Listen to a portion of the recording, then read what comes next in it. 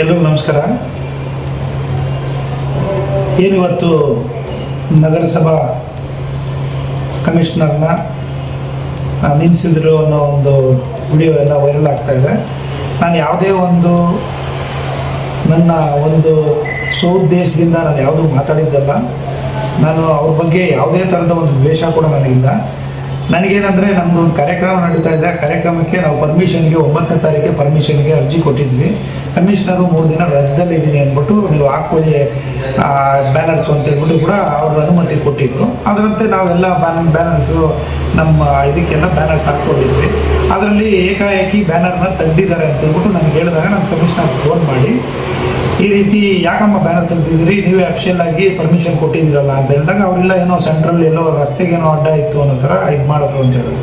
ಅಲ್ಲಿ ಯಾವುದು ರಸ್ತೆಗೆ ಅಡ್ಡ ಇರಲಿಲ್ಲ, ಬ್ಯಾನರ್ಗಳೆಲ್ಲ ಸೈಡಲ್ಲೇ ಕಟ್ಟಿರ್ತಾರೆ, ಹಂಗಾಗಿ ಯಾವುದೇ ಥರದ ತೊಂದರೆ ಇಲ್ಲ ಅಂತ. ಲಾಸ್ಟ್ ಟೈಮ್ ಕಳೆದ ಬಾರಿ ಕೂಡ ನಮ್ಮದು CM DCM ಪ್ರೋಗ್ರಾಮ್ಸ್ ಇದ್ದಾಗ ಕೂಡ ಅದು ಬ್ಯಾನರ್ಸ್ ನಮ್ಮದು ಬಿಚ್ಚಿ ಬೇರೆ ಯಾವ್ದನ್ನ ಬ್ಯಾನರ್ಸ್ ಹಾಕಿದ್ರು. ಅದಕ್ಕೆ ನಿಮ್ಮ ಹತ್ರ ಪರ್ಮಿಷನ್ ತೊಗೊಂಡಾದ್ಮೇಲೆ ಕೂಡ ನಾವು ಈ ರೀತಿ ಮಾಡಿದ್ದೀರಾ, ನೀವು ಮಾಡ್ತಾ ಇರೋದು ಸರಿಯಲ್ಲ ಅಂದ್ಬಿಟ್ಟು ಹೇಳಿದ್ದೀನಿ. ಅದನ್ನು ಮಾತು ಬಂದು ವಿಡಿಯೋ ಯಾವುದೇ ಅವ್ರನ್ನ ಪರ್ಪಸ್ಸಾಗಿ ನಾನು ಬೈಬೇಕು ಅನ್ನೋದಾಗಲಿ ಯಾವುದೇ ಒಂದು ಉದ್ದೇಶ ಇಲ್ಲ. ಅವ್ರು ನನಗೂ ಒಂದು ಅಕ್ಕ ತಂಗಿ ಥರ, ಅವ್ರನ್ನ ಯಾವುದೇ ಥರದ ಉದ್ದೇಶದಿಂದ ನಾನು ಮಾತಾಡಿಲ್ಲ. ನಾನು ಆ ಥರದ ವ್ಯಕ್ತಿನೂ ಅಲ್ಲ.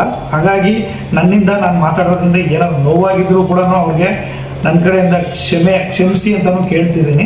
ನಾನು ಆ ಥರದ್ದು ಉದ್ದೇಶನೂ ಅಲ್ಲ. ಅವರಿಗೆ ತುಂಬ ಬಾರಿ ನಾನು ಸಪೋರ್ಟು ಕೂಡ ಮಾಡಿದ್ದೀನಿ. ಯಾಕಂದರೆ ನಮ್ಮ ಶಿಡ್ಲಘಟ್ಟ ವಿಧಾನಸಭಾ ಕ್ಷೇತ್ರದಲ್ಲಿ ನಗರಸಭೆಯಲ್ಲಿ 31 ವಾರ್ಡ್ಗಳಲ್ಲಿ ಅಲ್ಲಿ ಏನಾಗಿದೆ ಅಂದರೆ ಕೆಲಸ ಕಾರ್ಯಗಳು ಸರಿಯಾಗಿ ಆಗಲಿಲ್ಲ ಅಂತ, ಕುಡಿಯೋ ನೀರಿಂದಿರ್ಬೋದು, ಚರಂಡಿ ವ್ಯವಸ್ಥೆಗಳಿರ್ಬೋದು, ಆ ಚರಂಡಿ ನೀರೆಲ್ಲ ರೋಡಲ್ಲಿ ಹರಿತಾ ಇದೆ ಅಂತ ಎಷ್ಟೋ ಕಂಪ್ಲೇಂಟ್ಗಳು ಬಂತು. ಅಲ್ಲೆಲ್ಲ ಕಂಪ್ಲೇಂಟ್ ಮಾಡಿದಾಗ ಕೂಡ ಅವರು ನನಗೆ ಫೋನ್ ಮಾಡಿ, ಸರ್ ಈ ರೀತಿ ಬೇರೆ ಜನ ಎಲ್ಲ ಕೇಳ್ತಿದ್ದಾರೆ, ನನ್ನ ಹತ್ರ ಸ್ಟಾಫ್ ಇಲ್ಲ, ನಾನೇನು ಮಾಡೋಕ್ಕಾಗ್ತಿಲ್ಲ ಅಂದಾಗೂ ಕೂಡ ನಾನು ಅವ್ರಿಗೆ ಸಪೋರ್ಟ್ ಮಾಡಿ ಆಯಿತು ನಮ್ಮವ್ರಿಗೆಲ್ಲ ಸಮಾಧಾನ ಹೇಳಿದ್ದೀನಿ, ಸ್ವಲ್ಪ ಟೈಮ್ ತೊಗೊಳ್ಳಿ ಮಾಡಿಕೊಡ್ತಾರೆ ಅನ್ನೋ ಮಾತನ್ನು ಹೇಳಿದ್ದೀನಿ.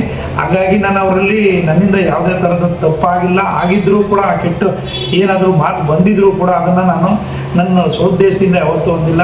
ಅದು ಮಾತು ಬಂದು ಏನೇ ಅಂದಿದ್ರು ಕೂಡ ನೋವಾಗಿದ್ದರೆ ನಾನು ಅದು ಕ್ಷಮೆ ಕೇಳ್ತಿದ್ದೀನಿ. ಇನ್ನು ಯಾರೂ ಕೂಡ ಇದಕ್ಕೆ ಗೊಂದಲ ಪಡೋ ಇದು ಬೇಡ ಅನ್ನೋ ಮಾತನ್ನು ಕೂಡ ಹೇಳ್ತಿದ್ದೀನಿ. ಒಳ್ಳೆಯದಾಗಲಿ, ಧನ್ಯವಾದ.